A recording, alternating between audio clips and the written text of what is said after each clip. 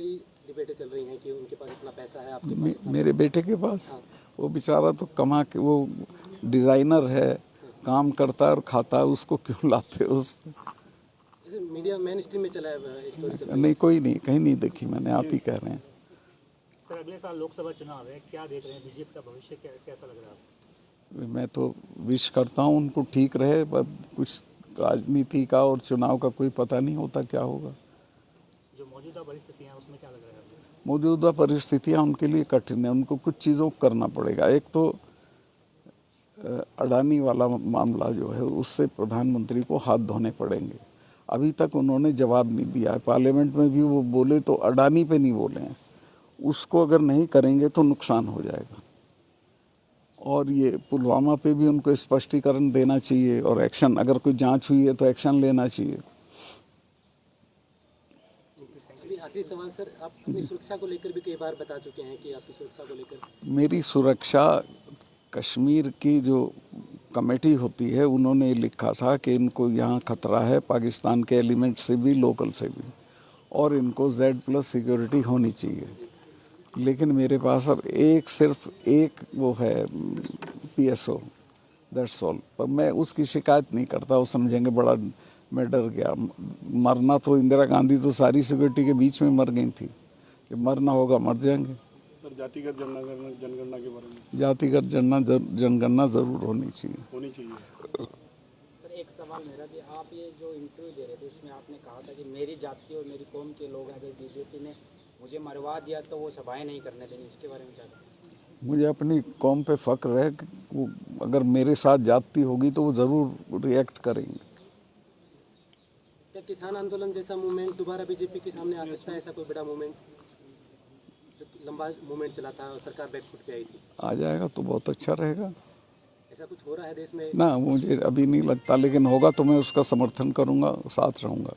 ठीक है सर, धन्यवाद। जो कमेटी बनी थी वो आज तक नहीं बनी सर। वो जो कमेटी बनी थी उसका अध्यक्ष वो आदमी था जिसने काले कानून ड्राफ्ट किए थे, तो इसी वजह से किसान संगठन उसमें गए ही नहीं।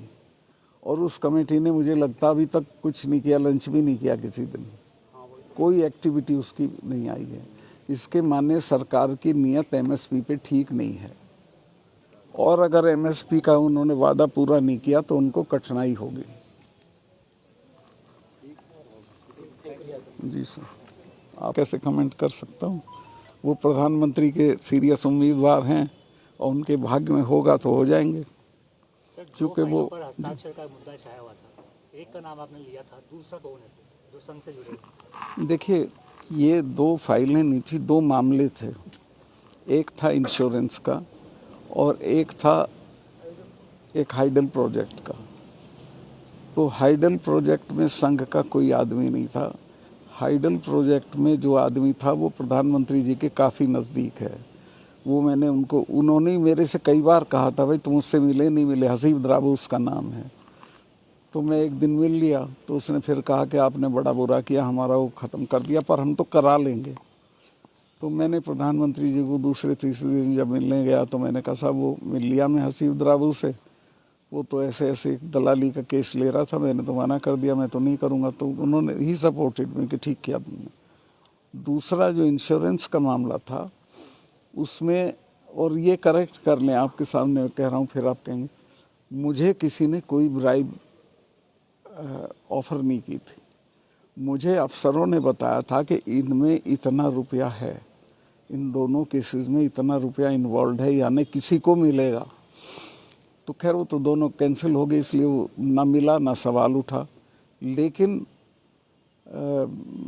ये जो थे RSS वाले अपने राम माधव जी, जिस दिन मैंने कैंसिल किया इंश्योरेंस वाला, उसके अगले दिन सवेरे बिना नहाए धोए मेरे घर आ गए, और मैं भी नहीं नहाया, 7 बजे थे। तो खैर मैं शिष्टाचार में उनसे मिला, मैं को बताओ भाई सब क्या है। तो उन्होंने कहा कि वो कैंसिल कर दिया क्या? मैं कहा मैं तो कैंसिल कर दिया। कहने चिट्ठी चली गई? मैं कभी पूछता हूँ, मैंने चीफ सेक्रेटरी को फ़ोन करके पूछा कि उसकी चिट्ठी चली गई क्या? कहें जी वो तो रात ही चली गई। तो वो काफ़ी व्यथित हुए और चले गए। फिर बस इतनी हमारी बात थी। उन्होंने ना कुछ मुझे ऑफ़र किया, ना मैंने उन्हें कुछ ऑफ़र, पर उनकी उसमें दिलचस्पी थी कि वो हो। खबरें तो ये चली थी 300 करोड़ का ऑफर दिया गया है, 150 करोड़ था दोनों में, दोनों में लगे दोनों में 150 करोड़ था और ये पूरे टॉक ऑफ द टाउन थी। थे। ये ऑफर मिला था आपको? जी ऑफर आया था कि नहीं, मुझे नहीं आया किसी का, मैं झूठ नहीं बोलने का, किसी का ऑफर नहीं आया मुझे। जैसे किसान आंदोलन में राकेश टिकैत की संपत्ति को लेकर मीडिया में कई बार डिबेट चली थी, उनके परिवार की संपत्ति को लेकर, ऐसे ही ये बयान देते ही आपके बेटे को लेकर ऐसे कई घूम रहे हैं। अब चुनाव भी है, आपको क्या लग रहा है इस बार किसका पलड़ा भारी हो सकता है? कुछ चुनाव में कोई भविष्यवाणी नहीं की जा सकती, जनता जनार्दन है, पता नहीं किसका पलड़ा भारी कर दे किसका नीचे। तो आपसे जानना चाहता हूँ मैं क्या हाल है। आपने भी तो फीडबैक लिया होगा ना सर? मेरा फीडबैक मेरे साथ है, उसको मैं अभी आपसे शेयर नहीं करूँगा। और एक दिन में राजनीति बदलती है। आपने एक जगह कहा था कि यदि वसुंधरा राजे उम्मीदवार हो तो बीजेपी जीत सकती है। ये वसुंधरा राजे अगर उम्मीदवार हों तो बीजेपी के ज़्यादा चांसेस हैं, और अगर वो उम्मीदवार नहीं होंगी तो बीजेपी के कोई चांसेस नहीं। सर 3 काले कानून जो आंदोलन हुए, क्या वो वापस बैक आ सकते हैं पटल पर, देश के पटल पर एक बार फिर से? वो नहीं आ सकते, हम जब मर जाएंगे तब आ सकते हैं। जब तक हम लोग हैं, किसान संगठन हैं, वो कभी वापस नहीं आ सकते। मेरा एक सवाल है, जी आपने जो प्रधानमंत्री के लिए कहा, पुलवामा को लेकर जो कहा, आमतौर पे अगर इस तरह का बयान आता तो उस पर काफ़ी माहौल बनता, काफ़ी लोगों में चर्चा बनती, लेकिन मेन स्ट्रीम मीडिया ने इस आपके इंटरव्यू पे बात बिल्कुल नहीं करी है, ना प्रधानमंत्री को जवाब दे रहे हैं, ना पीएमओ ने कोई उसके ऊपर स्पष्टीकरण दिया है। क्या लगता है आपको जब आप इस तरह की स्थिति देखते हैं कि इतनी बड़ी बात बोलने के बाद? मेरी जानकारी ये है, देखिए सोशल मीडिया ने तो कोई कमी नहीं की है। मेरी जानकारी ये है कि उसी शाम पीएमओ में बुला के नेशनल मीडिया के इम्पोर्टेंट लोगों को ये कह दिया गया था कि एक लाइन नहीं जानी चाहिए इसकी, और 8 दिन से अतीक चल रहा है, ये नहीं चल रहा। वो तो सोशल मीडिया है, वो उठाए हुए, तो उसको तो आप रोक नहीं सकते हैं। सर एक सवाल ये है, जी। आपने पुलवामा का मैटर उठाया, बिना युद्ध के नौजवानों की जो है शहादतें हो रही हैं, उसको लेकर आप क्या सोचते हैं? क्या सरकार गंभीर है, क्या कुछ कर रही है? नहीं, उसमें तो जो करना चाहिए वो नहीं कर रही है। मैं तो सबसे पहले तो ये जो इन्होंने शुरू किया है अग्निवीर, मैं इसका आलोचक हूँ, ये गलत है। ये फौज को ख़त्म करने का दो साजिशें हैं सरकार की। खेती ख़त्म कर दो, खेती को बिना मुनाफे की कर दो ताकि किसान छोड़ भागें, और फिर इसको कॉरपोरेट को दे दो। इसी तरह से इनके बच्चे फौज में जाते थे, फौज को निरर्थक कर दो। अब ये बताइए 4 साल के लिए कौन अपनी जान देने जाएगा? उसमें मैं बोलूँगा, तो वो बात तो मैं यहाँ नहीं बोलूँगा, यहाँ तो जो आप पूछेंगे वो बोलूँगा। सर पुलवामा अटैक को लेकर आपका जो बयान है वो काफ़ी चर्चा में है। जी जी हम सीधा ही सवाल ये मतलब आपसे पूछ रहे हैं जी। कि क्या आपको लगता है कि इलेक्शन में फ़ायदा लेने के लिए जानबूझकर ये अटैक करवाया गया था? नहीं, अटैक तो नहीं कराया गया था, मैं ऐसा गलत चार्ज नहीं लगा सकता हूँ। अटैक तो ये पाकिस्तान स्पॉन्सर्ड टेररिस्ट का ही किया हुआ था। हमारी तो गलतियाँ थी, हमारी आप समझिए कि हमने जो इंतज़ाम होने चाहिए थे वो सब नहीं किए थे। उन्होंने एयरक्राफ्ट मांगे थे जो आसान, मेरे से मांग लेते तो मैं दे देता। उन्होंने होम मिनिस्ट्री से मांगे, 4 महीने तक, अकॉर्डिंग टू भास्कर में न्यूज़ है, वो 4 महीने तक वो चिट्ठी पड़ी रही, कोई जवाब नहीं दिया, उनको जहाज़ नहीं दिए। फिर वो सड़क से आए, फिर वो सैनिटाइज नहीं हुआ था रूट। जहाँ वो हुआ है, घटना हुई है, वहाँ 10 किलोमीटर में 10 जगह लिंक रोड आके जुड़ती है। कोई भी मैन नहीं थी, मैं गया था अगले दिन, कहीं भी कोई जिप्सी नहीं खड़ी थी रोकने के लिए कि भाई अंदर मत आओ। नियम ये है कि जब ये चला जाता है कारवां तब लोग सड़क में घुसते हैं। वहाँ सब फ्रीली घुस रहे थे, फ्रीली वो घुस गया जिसने मारी गाड़ी।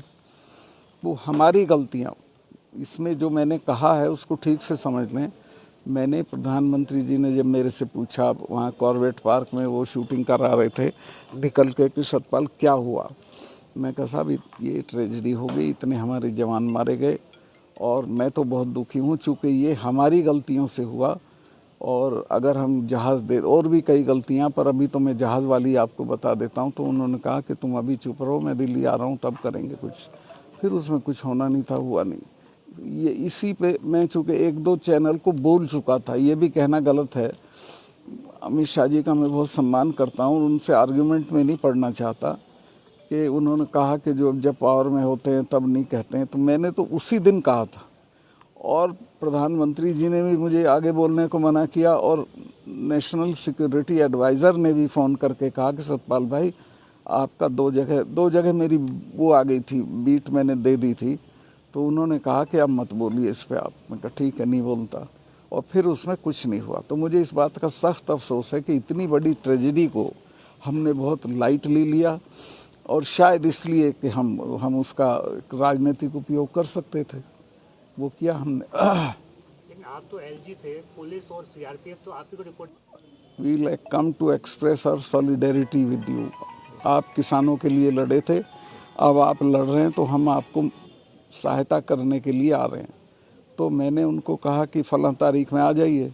मेरे घर पे इतनी जगह नहीं थी, वो लोग हो रहे थे करीब 70 खापों के लोग थे, 300-400 के करीब। तो मैंने उनको वो सामने एक एरिया है उसका सेक्टर 12 है इसका आर.के. पुरम का, वहाँ उनके खाने का इंतज़ाम कराया, शामियाना लगवाने लगे। तो मैं घर पे तैयारी हो रहा था, तब मुझे खबर आई कि पुलिस पहुंच गई है वहाँ और पुलिस कह रही है कि यहाँ आप ये नहीं कर सकते। मैं गया तो पुलिस के बड़े अफसर भी थे, डीसीपी, एसीपी, और उन्होंने कहा सब हमें हुक्म है आपका, ये हम यहाँ नहीं होने देंगे। मैं कहा भाई क्यों नहीं होने दोगे, खाना ही तो बना रहे हैं। खाना तो कहीं भी बना के नहीं, ये डीडीए का पार्क है, आपने इजाज़त नहीं ली, और इजाज़त में लेता तो वो देते नहीं। तो मैंने कहा भाई तुम फजीता करना चाहते हो तो करो, चलो मैं चलता हूँ, थाने में ही बनेगा अब हमारा खाना। तो हम सब वॉक करके थाने में चले गए, फिर वहीं खाना बना, वहीं खाया। फिर उन्होंने माफ़ी मांगी, फिर उन्होंने ये भी दिया प्रेस को कि हमने कभी उनको वो नहीं किया, डिटेन नहीं किया। सर पुलवामा को लेकर अभी सरकार से आपकी कोई मांग है क्या? ना, मेरी कोई मांग नहीं। मैंने तो एक जो बड़ा इंटरव्यू था, कोई अकेले पुलवामा पे नहीं किया था मैंने, वो 1 घंटा कुछ मिनट का इंटरव्यू था, उसमें एक साधारण तौर पे जिक्र कर दिया था कि ऐसा हुआ था। सरकार जाने, अपना काम, उनकी ड्यूटी है वो। सर आप जनता दल में रहे, समाजवादी पार्टी में रहे, बीजेपी में रहे, आगे क्या इरादा है? अब मैं किसी पार्टी में नहीं जाऊंगा, ना मैं कोई चुनाव लड़ूंगा। सर पीएम मोदी के खिलाफ विपक्ष में प्राण फूंकने का काम कर रहे हैं। नहीं, मैं तो नहीं फूंक रहा प्राण, तो विपक्ष खुद चाहेगा तो फूंक जाएंगे। विपक्ष को सिर्फ इतना करना है कि एक उम्मीदवार के मुकाबले एक उम्मीदवार खड़ा कर दो, Modi ji will be nowhere, उसी में हार जाएंगे। लेकिन क्या ये संभव है? संभव है, ये तो मुझे लगता है हुआ पड़ा है। कौन है चेहरा? ये चेहरा नहीं होता इसमें। चेहरा तो देखो 77 में भी नहीं था, 67 में भी नहीं था। जब जनता तय करती है हटाने का तो हटा देती, बाद में हो जाएगा जो जिसको वो करेंगे लोग। सर नेशनल इश्यूज की बात हो रही है जी। वर्तमान में बहुत सारे लोग पहले भी जाते थे, अब भी जा रहे हैं, थाईलैंड जा रहे हैं। देश इंडिया का थाईलैंड के साथ रिश्ता जगजाहिर किया जा रहा है। इस मुद्दे को लेकर किस अभी कहाँ बोल रहा हूँ मैं? बता रहे हैं ना, ये तो मैं तब भी बता रहा था। ये लापरवाही थी, बड़ी बहुत बड़ी लापरवाही थी, हमारी सबकी थी। मेरी भी है, सबकी है। लेकिन उस समय आपने पब्लिकली क्यों नहीं कही ये चीज़? पब्लिकली कहा ना मैंने। नहीं सर, उतना खुलकर आप उस पर बोल नहीं पा रहे थे। किसान आंदोलन के दौरान आप सरकार को घेरना शुरू कर चुके थे। किसान आंदोलन पे तो मैं खुल के बोला, इस पे मैं इसलिए नहीं बोला कि ये नेशनल सिक्योरिटी का मामला था, और अगर प्रधानमंत्री किसी भी कारण से आपको कहते हैं कि आप अब इस पे मत बोलिए, तो आपको उतना लिहाज तो करना पड़ता है। नहीं, सरकार की तरफ से जाट उपराष्ट्रपति के लिए चेहरा थे। कौन? मैं कभी नहीं था। ऐसे मैं कभी इच्छुक नहीं था। मुझे कहा गया था कि अगर तुम किसानों पे नहीं बोलोगे तो राष्ट्रीय बन सकते हो। मैंने कहा मुझे कुछ नहीं बनना, पर मैं किसानों पे ज़रूर बोलूँगा। लोग कह रहे हैं कि इस टीस में आप ना, मुझे कोई टीस नहीं है किसी भी तरह की। तो सर जवानों की जो जिंदगी थी उससे ज़्यादा पीएम का लिहाज जरूरी हो गया। नेचुरली आप जिसके नौकर होते हैं तो उसका लिहाज करते हैं। अब मैं उसमें जवानों की ज़िंदगी तो उस वक्त वापस नहीं आ सकती थी। मुझे ये पता चला कि उसमें जांच हो रही है, मुझे लगा कि इसमें रिस्पॉन्सिबिलिटी फिक्स होगी, जो कभी नहीं हुई। सर आर्टिकल 370 बता, उसके बाद में ये दिखाया जा रहा है, बताया जा रहा है कि वहाँ पर अब अमन चैन है। वास्तव में जो दिखाया जा रहा है वो है रियल में या और कुछ? वो मेरा बोलना ठीक नहीं रहेगा कश्मीर पे। पर मैं जब था तो मुझे पूरे टर्म में एक गोली नहीं चलानी पड़ी। इन 3 चीफ मिनिस्टर्स को मैंने गिरफ्तार किया, कुत्ता भी नहीं भौंका, कोई शोर शराबा कुछ नहीं हुआ। तब बिल्कुल अमन चैन था और टेररिस्ट भी श्रीनगर में आते हुए डरते थे। अब तो श्रीनगर में आके सीआरपी पे हमला करते हैं। अभी सीबीआई का समन आपके पास आया है जी, दोबारा, जी। इंटरव्यू देने के बाद आया है। जी जी क्या ये इंटरव्यू की देने के इंटरव्यू नहीं, इसमें ऐसा कुछ नहीं है, चूँकि सीबीआई का समन कोई मुझे नहीं आया है कि भाई मैं किसी चीज़ में इन्वॉल्व हूँ। मैंने किसी मामले को खोला था कि इसमें कुछ गड़बड़ थी, तो उसकी जांच हो रही है। उसमें मेरे से कुछ जानकारी लेने के लिए मुझे कहा गया है कि आप अवेलेबल होगे क्या, और वो मेरे ही घर पे आ रहे हैं, मुझे कहीं बुलाया नहीं है। तो अभी आपसे कुछ लोग संगठन के लोग मिलने आ रहे थे दिल्ली में, उनको भी गिरफ्तार किया गया था, फिर आप थाने में गए थे, वो क्या? वो तो असल में ये जो हमारे यहाँ खाप सिस्टम है, पता नहीं आपके यहाँ है, तो आपके यहाँ भी यहाँ नहीं, यहाँ नहीं है। मील खाप तो है, कोई रेयर मानो, बाकी खाप खाप नहीं। हरियाणा और यूपी में है। खाप है हमारे यहाँ। तो हरियाणा की खापों ने ये कहा था कि एक दिन हम आके आपको वील कम टू एक्सप्रेस और सॉल्यूशन, अपनी जान देने जाएगा। मजबूरी में नौकरी के लिए वो चला जाएगा, पर उसमें वो जज्बा होगा क्या जो होता है। तो राहुल गांधी की जो सदस्यता खत्म की गई है जी। संसद से, उस पर आपकी क्या टिप्पणी रहेगी? क्या वो इलीगल है? नहीं, लीगल तो वो जल्दबाजी में किया, उसको टाइम देना चाहिए था, सॉरी, ऊपर कोर्ट में जाने के लिए। सबसे खराब काम हुआ है कि उसको पार्लियामेंट में अपना पक्ष रखने की अनुमति नहीं दी गई स्पीकर की तरफ से, जो उसका अधिकार था। जब उसके खिलाफ 3 मिनिस्टर बोले तो उसका ये अधिकार, उसकी गैरहाजिरी में बोले तो उसका ये अधिकार था कि वो उनका जवाब दे, लेकिन वो स्पीकर ने उसको अधिकार नहीं दिया। सर, अमित शाह ने कहा है कि आप उनसे दूर होकर इस तरह की बातें कर रहे हैं, तो आप उनसे कितना दूर हो चुके हैं, क्या कुछ? अमित शाह साहब का मैं बहुत सम्मान करता हूं और उनसे मैं किसी आर्गुमेंट में नहीं पड़ना चाहता। उनकी जो एक मूल बात है, और वो ये है कि जब वो गवर्नर थे तब उन्होंने ये बातें नहीं उठाई। तो मैं एक करेक्ट कर दूं, मैंने तब पुलवामा भी उठाया था, सेम डे उठाया था, अगले दिन उठाया था, कई बार उठाया था, और किसानों वाले मुद्दे भी मैंने जब मैं गवर्नर था तभी उठाए थे। तो ये गलत है कि मैं जब पावर से हट गया तब मैंने उठाया। एक तरफ मोदी सरकार बेटी बचाओ बेटी पढ़ाओ अभियान चला रही है, नारा दे रही है, लेकिन जंतर मंतर पर खिलाड़ी धरने पे बैठे हैं। बहुत शर्मनाक बात है, और मैं यहाँ से जाते ही उनसे मिलने जाऊँगा, बच्चियों से। कितनी मेहनत करके, कितनी बुरी स्थितियों में वो देश के लिए गोल्ड मेडल लाती हैं, और उनका, और कोई भी महिला जब ये कहे कि मेरे आबरू पे हमला किया गया तो बहुत मजबूरी में कहती है, और आप उसकी FIR भी नहीं कर रहे हो और कुछ नहीं कर रहे हो, अपने MP को हटा नहीं रहे हो। सर, राज्यपाल रहते हुए आपके कई बार ऐसे बयान है जो ताल्लुक नहीं रखते थे सेंट्रल गवर्नमेंट से, जी, उसके बाद भी कभी इस तरह का कोई दबाव नहीं बनाया गया कि आप इस्तीफा दे दीजिए या आपको हम हटा देंगे? मैं तो जब प्रधानमंत्री से मिलने जाता था इस्तीफा जेब में रख के जाता था। अगर मेरे से एक बार भी मांगते, चूँकि मैं इस बात का आभारी हूँ कि उन्होंने ही मुझे बनाया, और ख़ास तौर से अमित शाह जी कहते तो 1 मिनट में दे देता इस्तीफा। लेकिन मुझे एक आध लोगों ने सलाह दी कि तुम बेवकूफ़ी मत करना, बिना मांगे मत देना, मांगे तो देना। सर, राजनाथ सिंह एक बड़ी शख्सियत भारतीय जनता पार्टी में है। फिलहाल उनके करियर को लेकर आप क्या सोच रहे हैं, किस तरफ करियर जा रहा है, क्योंकि आप भी काफ़ी बीजेपी के अंदर काफ़ी बड़ी शख्सियत माने जाते हैं। नहीं, मैं उनके करियर पे कैसे